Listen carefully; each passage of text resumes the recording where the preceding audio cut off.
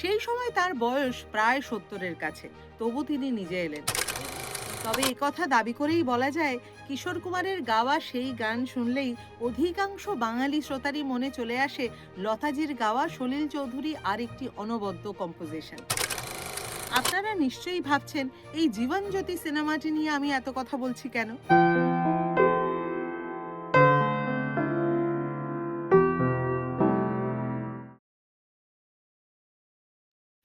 সালটা ১৯৭৬।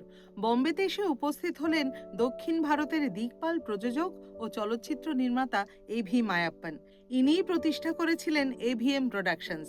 দক্ষিণী ছবি ছাড়া তিনি অনেক হিন্দি ছবিও প্রযোজনা করেছিলেন।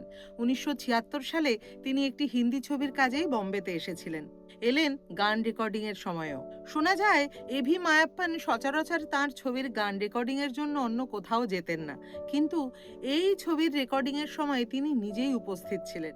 সেই সময় তার বয়স প্রায় ৭০-এর কাছে, তবু তিনি নিজে এলেন। এভিএম প্রোডাকশনসের সেই ছবিটিতে সুরকার হিসেবে দায়িত্ব পালন করলেন সলিল চৌধুরী। গান লেখার দায়িত্বে ছিলেন স্বনামধন্য আনন্দ বক্সী। সেই ছবিটির নাম ছিল জীবন জ্যোতি। ছবিটিতে নায়ক নায়িকার ভূমিকায় অভিনয় করেছিলেন বিজয় আরোরা এবং বিন্দিয়া গোস্বামী। মুরুগান কামারান পরিচালিত এই ছবিটি আসলে ছিল মুথালা মুগ্গু নামে একটি তেলেগু ছবির রিমেক। আপনারা নিশ্চয়ই ভাবছেন, এই জীবন জ্যোতি সিনেমাটি নিয়ে আমি এত কথা বলছি কেন? সিনেমাটি খুব জনপ্রিয় হয়নি, অনেকেই হয়তো এই সিনেমাটির নামও শোনেননি। আমি আসলে এই সিনেমার একটি গানের কথা উল্লেখ করতে চাইছি। আনন্দ বক্সীর লেখা এবং সলিল চৌধুরীর সুরে সেই ছবির গানগুলি গেয়েছিলেন লতা মঙ্গেশকর, আশা ভোঁসলে, উষা মঙ্গেশকর এবং কিশোর কুমার। ছবিতে কিশোর কুমারের একটি সোলো গান ছিল। সেই গানটি কিন্তু কিশোর কুমারের জনপ্রিয়তম গানগুলোর তালিকায় এখনো জায়গা পায়নি। তবে একথা দাবি করেই বলা যায়, কিশোর কুমারের গাওয়া সেই গান শুনলেই অধিকাংশ বাঙালি শ্রোতারই মনে চলে আসে লতাজির গাওয়া সলিল চৌধুরী আর একটি অনবদ্য কম্পোজিশন। জীবন জ্যোতি সিনেমায় কিশোর কুমারের গাওয়া সেই গানটি হলো, মজু কি ডোলি চলি রে,